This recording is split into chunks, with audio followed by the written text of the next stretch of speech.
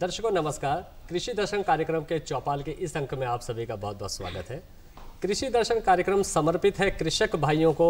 हम कृषि दर्शन कार्यक्रम में लाते हैं कृषि संबंधी, बागवानी संबंधी, पशुपालन संबंधी वे तमाम जानकारियां जो हमारे कृषक भाइयों के लिए बहुत उपयोगी है और हमेशा से हमारा यही प्रयास रहता है कि हमारी इन जानकारियों के माध्यम से आप लाभान्वित हो सकें।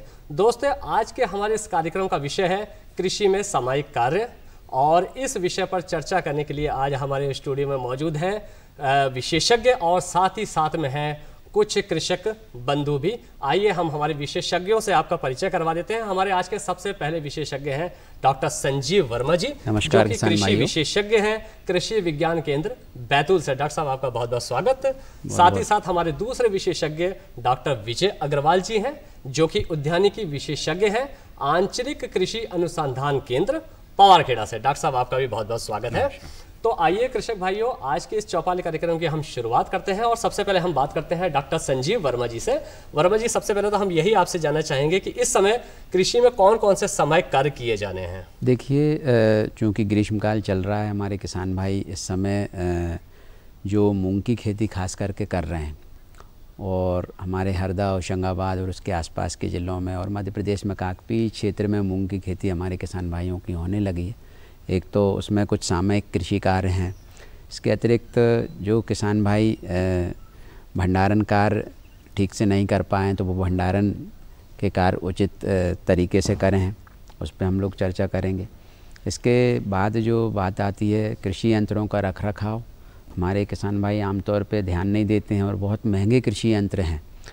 तो इन कृषि यंत्रों को, जैसे ही हमारा काम थ्रेशिंग हो गई, आपकी ट्रॉली हो गई हैं, सीड ड्रिल हैं, ट्रैक्टर हैं, जो भी कृषि यंत्र हैं, उनका उचित रख रखाव के कार्य इस समय हमारे किसान भाई जो समझदार होते हैं वो तो कर लेते हैं और आमतौर पे ध्यान नहीं देते, तो फिर उनको लंबा नुकसान होता है। तो ये सब कृषि कार्य हैं।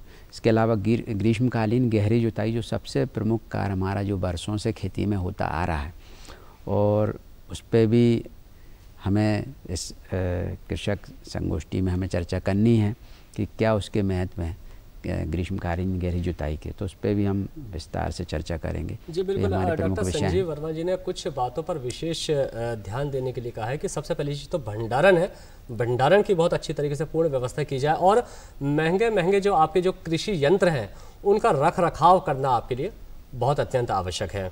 आइए हम बात करते हैं डॉक्टर विजय अग्रवाल जी के से, जो कि उद्यानिकी से हैं। सर, आपसे भी हम यही जानना चाहेंगे कि उद्यानिकी में इस समय कौन से सामयिक कार्य किए जाने हैं।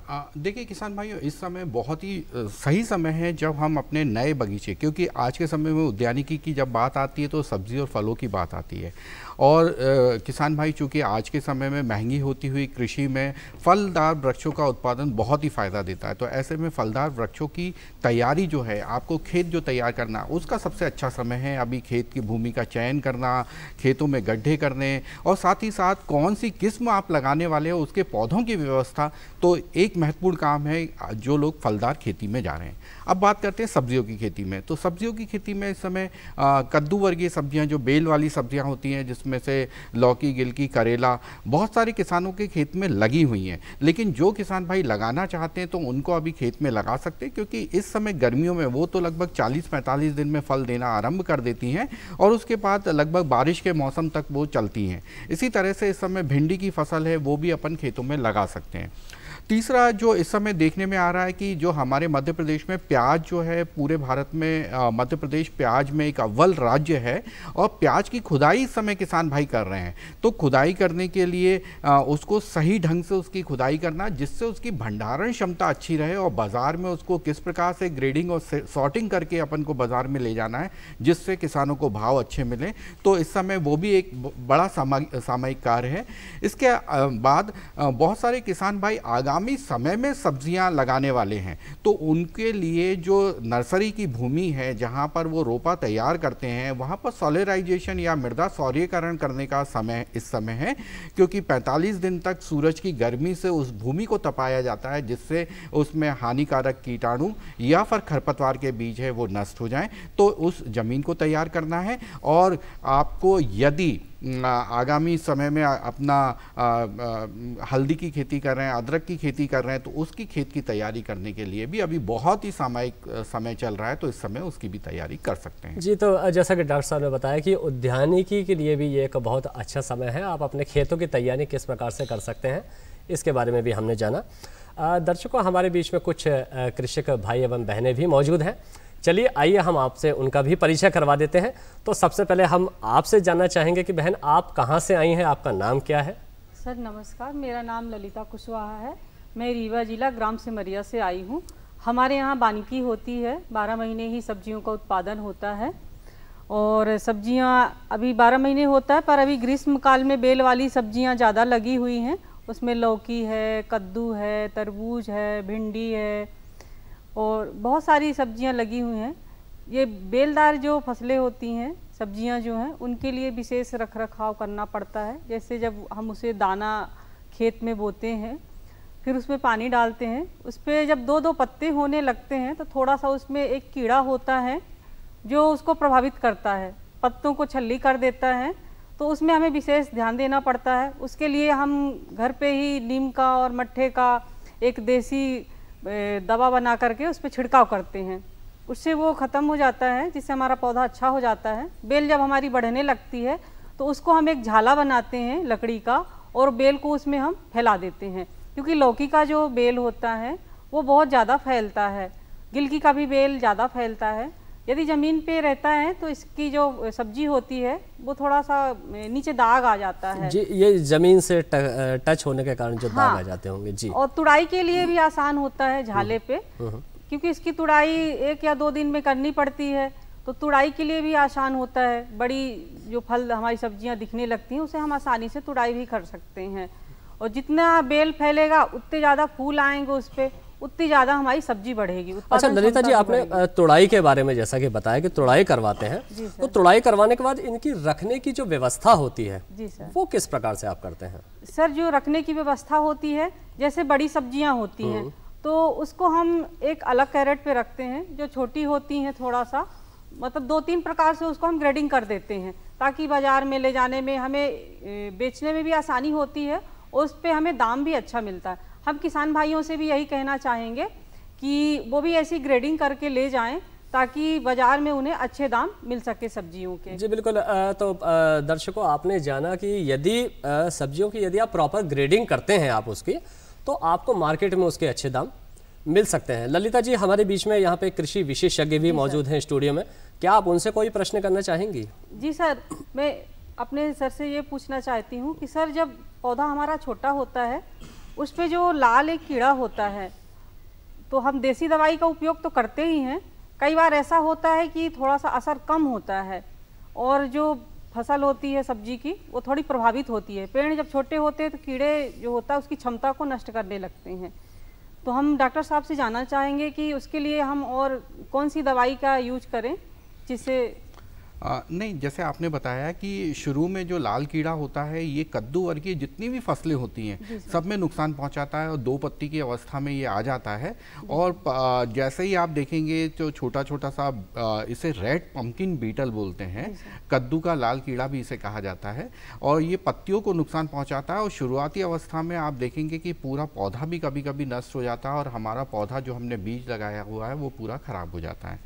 तो इसको पहली चीज़ होती है इसको खेत से दूर रखना। खेत से दूर रखने के लिए इसमें हमको नीम का तेल जो बाज़ार में मिलता है, जैविक कीटनाशक के रूप में बाज़ार में उपलब्ध होता है, उसका अगर छिड़काव करते हैं तो खेत से दूर रहता है। कभी कभी हम जो घर में जो लकड़ी की राख वगैरह होती है उसको भी इसके ऊपर डालते हैं। तो कुल मिला के इसका उद्देश्य होता है कि कीड़े को पौधे से दूर रखना।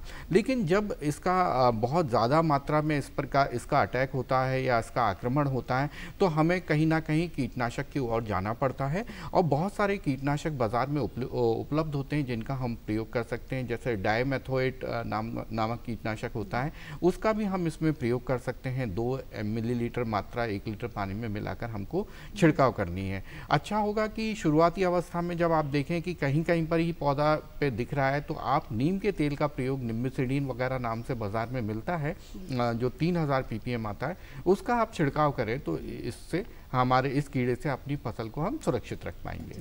जी, तो जैसा कि कृषक भाई डॉक्टर साहब ने बताया कि यदि शुरुआती दौर में आप चाहें तो मार्केट में आसानी से नीम का जो तेल मिलता है आप उसका उपयोग कर सकते हैं, और यदि ज़्यादा मात्रा में यदि वो कीड़ा फैल गया है तभी आप रासायनिक का प्रयोग करें।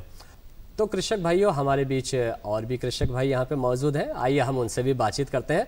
आपसे हम जानना चाहेंगे आपका नाम क्या है और आप कहाँ से आए हैं? मेरा नाम बेनी प्रसाद मीना हूँ, ग्राम खारपी का रहने वाला हूँ, रातीबड़ के पास में ही है। जी मीना जी, तो मैं सर से सवाल करना चाहता हूँ। मीना जी, सबसे पहले तो हम आपसे ये जानना चाहेंगे कि आप कौन सी खेती करते हैं और कितने समय से आप कृषि कार्य कर रहे हैं? मैं सर काफ़ी दिन से खेती करता हूँ जी। प्याज की खेती भी करता हूँ। आप सर ने बताया तो मुझे प्याज की भी याद आई, जैसे कि प्याज का किस तरह हमें रखरखाव करना चाहिए। तो आपने क्या इस समय प्याज लगा रखा है वहाँ पे? प्याज लगी है जी, प्याज भी लगी है, मूंग भी बोए हैं। हाँ। अच्छा सर से एक सवाल हो रहा है, जैसे मूंग में भी पीले पेड़ हो रहे हैं जी, तो उनके बारे में हमें क्या करना चाहिए? ये सभी किसान भाइयों को भी सलाह दें और मुझे भी बताएं। जी, तो मूंग का इनको मैं बता दूं सबसे पहले कि आजकल उन्नत किस्में आ गई हैं जो कि पीली पत्ती रोग, जो पीतवर्णक रोग जिसको हम कहते हैं, हाँ। मूंग का प्रमुख रोग है वो। और इस पीतवर्णक रोग से बचाव वाली किस्में आ गई हैं। MS 421 बहुत अच्छी किस्म है जो पूरी तरह से रेजिस्टेंट है। हाँ। मतलब रेजिस्टेंट और टॉलरेंट दो तरह की किस्म होती। तो अभी जो आपने लगाई होंगी वो हो सकता है टॉलरेंट हो तो उसमें कम आएंगे, 2-4 पौधे कहीं ना कहीं देखने को मिलेंगे। हाँ। मगर पूर्णतः रेजिस्टेंट होगी तो वो उसमें पीली पत्ती रोग नहीं आएगा। तो सबसे पहली बात है कि हम जब किस्मों की वो चयन करें तो वहाँ पे विशेष ध्यान दें कि हमें कौन सी किस्म आ गई है जो जिसमें पीली पत्ती रोग नहीं आता है, पहली बात। दूसरा, जब भी आप बीज की बुवाई का कार्य करते हैं तो बीज उपचार के बगैर बुवाई का कार्य ना करें। और उस समय जब बुवाई करते हैं तो थायोमेथाक्साम करके कीटनाशक आता है जो रस चूसक कीड़ों के लिए विशेष तौर पे। हम लोग ये सोचते हैं कि बीज उपचार में हम एक FIR पद्धति करके आती है बीज उपचार की, FIR बोलते हैं उसको, फंजीसाइड, इंसेक्टिसाइड और राइजोबियम कल्चर। तो हम जो फंजीसाइड तो पहले उपयोग करेंगे जो भी, उसके बाद आप जो है इंसेक्टिसाइड का उपयोग करें, कीटनाशक जिसमें थायोमेथाक्साम मैंने बताया है उसको उपचारित करें, और आखिरी में राइजोबियम कल्चर। तो इस तरह से यदि उपचारित करें और उससे कम से कम 1 महीने तक आपको इस रसचूसक कीटों से बचाव मिलेगा, आपकी फसल को स्प्रे भी नहीं करने पड़ेंगे। ठीक है सर। तो जैसा कि डॉक्टर साहब ने बताया कि बीजोपचार करना कितना महत्वपूर्ण है, बीजोपचार करने के उपरांत ही आप अपनी फसलों को वहाँ पे लगाइए, उसके बाद ही आप बीज डालिए। तो ये थे मीना जी जिनसे अभी हमने चर्चा करी, और भी हमारे बीच में जो कृषक भाई हैं उनसे भी हम आपको मिलवाते हैं। आपसे हम जानना चाहेंगे आप कहाँ से आए हैं, आपका नाम क्या है? सर नमस्कार, मेरा नाम मनीष सोनी है और मैं नर्मदापुरम के ग्राम पर्रादे से हूँ। मैं 2019 से गौ आधारित प्राकृतिक कृषि कर रहा हूँ। साथ में गाय रखी हुई है खेत पे, तो गाय के गोबर से कृषि के साथ साथ मूर्ति भी बना रहा हूँ। तो मूर्ति से हमें कृषि के अलावा एक अतिरिक्त आय होती है जो वैल्यू एडिशन का काम कर रही है सर। तो गाय के गोबर से मूर्ति का काम हो गया, साथ ही खेत में जो खाद का हम यूज़ कर रहे हैं वो गाय से गाय से गोबर गोमूत्र आ रहा है, उसी से हम खाद निर्माण कर रहे हैं और हमारे खेत में यूज़ कर रहे हैं। मार्केट से किसी प्रकार का कोई पेस्टिसाइड मैं अपने खेत में नहीं लेके आ रहा हूँ, जिससे खाद में होने वाला खर्च शून्य हो रहा है। दर्शकों, जैसा कि इन्होंने बताया कि ये कृषि के साथ साथ में जो गोबर की जो खाद है उसका उपयोग अपने कृषि में करते हैं, और साथ साथ में देखिए कितनी अच्छी बात है कि गोबर से बनने वाले जो उत्पाद हैं उनका उपयोग भी ये कर रहे हैं और एक अतिरिक्त आय का इन्होंने जरिया बनाया है। तो ये बहुत ही प्रेरणादायक है। डॉक्टर साहब क्या कहेंगे, जैसा कि इन्होंने बताया कृषक बंधु ने कि गोबर की खाद का अधिकांश प्रयोग करते हैं, रासायनिक उपयोग ही नहीं करते हैं। जी हाँ, कितना अच्छा है ये गोबर का खाद? बहुत अच्छा प्रश्न है। यहाँ पे मैं एक गणित बताना चाहूँगा अपने किसान भाइयों को। हम लोग एक गाय, एक भैंस, एक बैल, कोई भी एक पशु यदि हम अपने प्रक्षेत्र पर रखते हैं तो आमतौर पे यदि गाय भैंस रखते हैं तो हमारे किसान भाइयों का ध्येय होता है कि दूध बेचने का, है ना। परंतु मैं यहाँ बताना चाहूँगा कि 24 घंटे में एक गाय, एक भैंस, एक बैल, एक पशु लगभग 15 से 20 किलो गोबर भी देता है।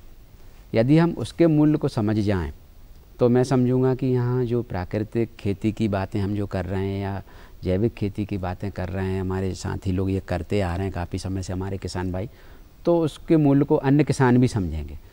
20 किलो यदि वो देता है तो 1 महीने में लगभग 6 कुंटल गोबर और कचरा इकट्ठा हमारे किसान भाइयों के लिए मिलता है। और जो वर्मी कंपोस्ट जो पिट होती है उसकी जो साइज़ है 4 फीट चौड़ा, 10 फीट लंबा और 2 फीट गहरा जो वर्मी कंपोस्ट जो पिट है, उस साइज में 6 कुंटल ही वर्मी आपका जो वेस्ट है वो डलता है।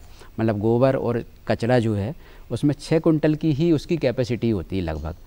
और इसको जब हम वर्मी कंपोस्ट में कन्वर्ट करते हैं तो वो 70% में कन्वर्ट होता है, यानी 420 किलो एक पिट से हमारे एक किसान को लगभग 45 से 50 दिन में 400 किलो भी यदि मिलता है उसको, तो 4 कुंटल वर्मी कंपोस्ट 45 से 50 दिन में मिल रहा है। यदि हम उसको साल भर में जाएं, उसी कैलकुलेशन को हम आगे बढ़ाएं और यदि साल भर में जाएं, वो यदि 7 बार निकालता है या 8 बार निकालता है तो 8 चौको 32 कुंटल वर्मी कंपोस्ट उसका एक साल में एक पिट से एक पशु के गोबर से तैयार होता है। जी, तो कितनी अच्छी बात है कृषक भाइयों की यदि आप कृषि के साथ साथ में पशुपालन भी करते हैं और उससे निकलने वाले गोबर का आप उपयोग करते हैं, और जैसे कि तो थोड़ा सा और मैं उसको कंक्लूड कर दूं। अब हम जो रिकमेंडेशन की बात करते हैं, जो हम कितना डलना चाहिए, तो 1 वर्ष में हमारे 1 एकड़ में लगभग 30 कुंटल वर्मी कंपोस्ट हमें प्रयोग करना चाहिए। ये हमारी वैज्ञानिक मतलब अपनी जो रिकमेंडेशन है, ये रिकमेंडेशन जाएगा कि 1 एकड़ में आप, तो अब इसमें कैलकुलेशन वही आया कि आपका 1 पशु जी, 1 वर्मी कंपोस्ट पिट और 1 वर्ष और 1 एकड़, ये बराबर है सब जी। डॉक्टर साहब, हमारे बीच में और भी कृषक बंधु मौजूद हैं, आइए हम उनसे भी बातचीत कर लेते हैं। हम आपका नाम जानना चाहेंगे, आप कहाँ से आए हैं, अपने बारे में बताइए। मैं रूप सिंह राजपूत, ग्राम रोहना, जिला नर्मदापुरम, मध्य प्रदेश से किसान हूँ। 5 एकड़ का किसान हूँ मैं, और विगत 10-12 वर्षों से मैं अपने खेतों पे अपने स्वयं का बीज, स्वयं का खाद और स्वयं का कीट नियंत्रण तैयार कर खेती कर रहा हूँ। और मेरे खेतों से इस समय बड़ी गुणवत्तायुक्त उत्पादन हो रहे हैं, जो हम उसको जैविक मार्केट में बेच रहे हैं। और उस उत्पादन जो हो रहे हैं उसका मूल्य हम स्वयं निर्धारित कर रहे हैं, किसान उसका मूल्य स्वयं निर्धारित करता है और वो बाज़ार में बेच रहे हैं। जी, आप एक उन्नत किसान हैं, एक लंबे समय से आप कृषि करते आ रहे हैं, बहुत सारी जानकारियाँ हैं आपके पास में। क्या लगता है आपको कि मतलब यदि कोई कृषक भाई किस प्रकार से अपनी लागत कम कर सकता है और उत्पादन को बढ़ा सकता है, इस बारे में आप क्या कहेंगे? किसान इस समय पशुपालन करें, देसी गाय का पालन करें, अपने खेत पर देसी गाय रखें वो, जिससे उसको दूध मिलेगा, खेती के लिए उसको गोबर गोमूत्र मिलेगा, जिससे वो अपने खेतों की उर्वरक शक्ति बढ़ा सकता है। जी, साथ ही साथ कृषि के साथ साथ यदि वो पशुपालन भी करे तो उसके गोबर से लागत कम हो सकती है। तो रूप सिंह जी, हमारे बीच में कुछ विशेषज्ञ भी मौजूद हैं यहाँ पे, क्या आप उनसे कोई प्रश्न करना चाहेंगे? ऐसे तो मेरा कोई प्रश्न नहीं है समस्या वाला, मगर फिर भी मैं कहूँगा कि आज जो हमारे किसान हैं उनको जैविक खेती के लिए कुछ जानकारियाँ कम हैं, उसके तरफ उसको बढ़ावा मिले किसानों को, और जैविक खेती की तरफ आएँ, वो पर्यावरण बचाएं, गाय को बचाएं और स्वास्थ्य बचाएं। डॉक्टर साहब, जैसा कि रूप सिंह जी ने कहा कि जैविक खेती को तो खैर बढ़ावा दिया ही जा रहा है, जैविक खेती के साथ साथ यदि हम मिट्टी परीक्षण की भी बात करें तो डॉक्टर साहब ये मिट्टी परीक्षण कितना अनिवार्य है? देखिए, सबसे महत्वपूर्ण जो विषय हम लोगों ने शुरुआत में चर्चा की थी वो है मिट्टी परीक्षण। आमतौर पे हमारे किसान भाई इस पे ध्यान नहीं दे रहे हैं। अभी 2 तत्वों में बड़ा उतार चढ़ाव चल रहा है हमारी भूमि में, और जिन ज़िलों में खास करके 3 फसलें ली जा रही हैं, तो उन ज़िलों में किसान 3 बार अपने खेतों में आग लगा रहा है जो जैविक खेती नहीं कर रहा है। हमारे होशंगाबाद ज़िले के किसान भी हैं, आप भी हैं, आसपास में इस तरह की खेती चल रही। तो मैं यहाँ किसान भाइयों को बताना चाहूँगा कि उसमें ऑर्गेनिक कार्बन की लगातार कमी हो रही। जो किसान जैविक खेती कर रहे हैं, इनके खेतों का ऑर्गेनिक कार्बन इतना ज़्यादा होगा कि इनके जो मिट्टी का जब आप वैल्यू टेस्ट करेंगे तो उसमें ढेरों तरह के माइक्रो ऑर्गेनिज़म मिलेंगे। मतलब आप नंगे पैर उनके खेतों में दौड़ते चले जाएंगे और कहीं आपको मिट्टी ऐसे लगेगा गद्दे पे चल रहे हैं, तो ऐसे खेत होंगे इनके। और इसी तरह से मैं किसान भाइयों को कहना चाहूँगा कि ऑर्गेनिक कार्बन की जो कमी हो रही, दूसरा इलेक्ट्रिक कंडक्टिविटी, मतलब कहना चाहिए कि विद्युत चालकता बढ़ रही है, जो कि अंकुरन के लिए उत्तरदायी है। हमारे किसान जिन क्षेत्रों में जहाँ 3 बार आग लगा रहे हैं तो वो बीज मात्रा की भी अत्यधिक प्रयोग कर रहे हैं। आप लोगों को भी पता होगा कि लगभग 2 कुंटल 2.5 कुंटल गेहूं का बीज हमारे किसान भाई बुआई में प्रति हेक्टेयर में उपयोग कर रहे हैं। तो क्यों कर रहे हैं? क्योंकि वहाँ विद्युत चालकता बढ़ रही है। विद्युत चालकता बढ़ने की वजह से अंकुरन उन जगहों पे नहीं हो रहा है, उसमें किसान की गलती नहीं है। वो जो खेती की जो पद्धति है उसकी गलती है। आप खेती की पद्धति को बदलें। यदि आप इनके खेतों में देखेंगे, ये भी अपने अनुभव बताएंगे अभी हमारे किसान भाई कि यदि ये 40 किलो बीज डालते हैं प्रति एकड़ तो कितना अंकुरित होता है, वो 1 कुंटल बीज डालते हैं प्रति एकड़ तो कितना अंकुरित होता है। अंकुरन प्रतिशत कम हो रहा है, ऑर्गेनिक कार्बन नहीं होने की वजह से हमारे खेतों में कीटों की संख्या कम है, भूमि की स्पोरोसिटी बहुत कम है। तो इसलिए मिट्टी परीक्षण सबसे प्रमुख है। हमारे किसान भाइयों को अपने खेतों से मिट्टी परीक्षण कराने चाहिए। भी आकार का गड्ढा बनाएं अपने खेत में और उसमें 5-6 जगह से मिट्टी लें और उसको सबको एकत्रित करके एक ढेर बनाएं और उसको 4 भागों में बांट दें। और ऐसा तब तक करें जब तक कि एक आधा किलोग्राम मिट्टी रह जाए। उस मिट्टी को हमें बढ़िया से बारीक करके जो भी अपने पास की प्रयोगशाला मिट्टी परीक्षण तो ये जो मिट्टी जो आपने बताई वो ये किसान भाई खुद ही करें अपने खेतों में। जो भी खेत हैं उनका नाम 4-5 जानकारियाँ उसमें लिखना है। खेत का नाम ट्यूबवेल वाला है, पीपल वाला है, तो वो उनके किसानों के ध्यान में रखने के लिए। किसक का नाम, खसरा का नाम, खसरा कितने नंबर खसरे का है वो, तो ये और पिछली फसल कौन सी थी और अगली फसल कौन सी। क्योंकि जब वो मिट्टी परीक्षण हो जाएगा तो वहाँ से जब वो रिकमेंडेशन देंगे कि आप अगली फसल ये लगाने वाले हो तो इतनी खाद डलना है इसमें, इस तरह की आपकी पद्धति का उपयोग करना है। जी, तो विशेष तौर पर जैसा कि डॉक्टर साहब ने बताया कि मिट्टी परीक्षण कराना अत्यंत अनिवार्य है। 4 तरफ से मिट्टी लेकर खेत के बीच की मिट्टी लाके आप परीक्षण करवाइए और साथ साथ में पिछली फसल कौन सी थी और अगली फसल कौन सी आप लेने वाले हैं ये अनिवार्य रूप से बताइए आप। वर्मा जी, चलते चलते बिल्कुल हम संक्षेप में आपसे ये जानना चाहेंगे कि आप हमारे कृषक भाइयों को क्या टिप्स देना चाहेंगे कृषि संबंधी। देखिए, मैं तो कहना चाहूँगा हमारे किसान भाइयों को कि उनकी जो कृषि की जो लागत है वो इस समय बहुत तेज़ी से बढ़ रही है और लागत बढ़ने का सबसे प्रमुख कारण है अंधाधुंध उर्वरकों का प्रयोग। मैं बैलेंस फर्टिगेशन की बात करूँगा कि संतुलित मात्रा में ही अपने उर्वरकों का उपयोग करें, कीटनाशकों का उपयोग करें। ये 2 ही ऐसे तत्व हैं जिनकी वजह से हमारे किसान भाइयों की जो लागत है वो कई गुना बढ़ गई है। हमारे बीच में जैविक खेती कई वर्षों से करते आ रहे किसान भाई रूप सिंह जी भी हैं, अभी सोनी जी ने भी शुरू करी है।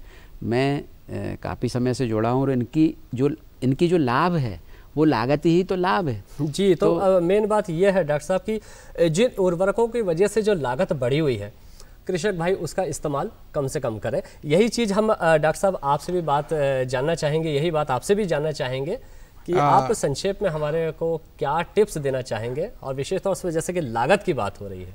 तो सबसे बड़ी बात आती है किसान लागत लगाता है, उसके बाद उसको उसका उत्पादन नहीं मिल पाता है या उससे फ़ायदा नहीं ले पाता। तो सबसे अच्छी किस्म का बीज का उपयोग करें, है ना, खुद का बीज बनाएं जिससे लागत कम हो। उसके बाद जो उत्पादन हो रहा है उसे सही ढंग से बाज़ार में ले जाएं, ग्रेडिंग सॉर्टिंग करके ले जाएं, उसका सही ढंग से उसको भंडारण करें।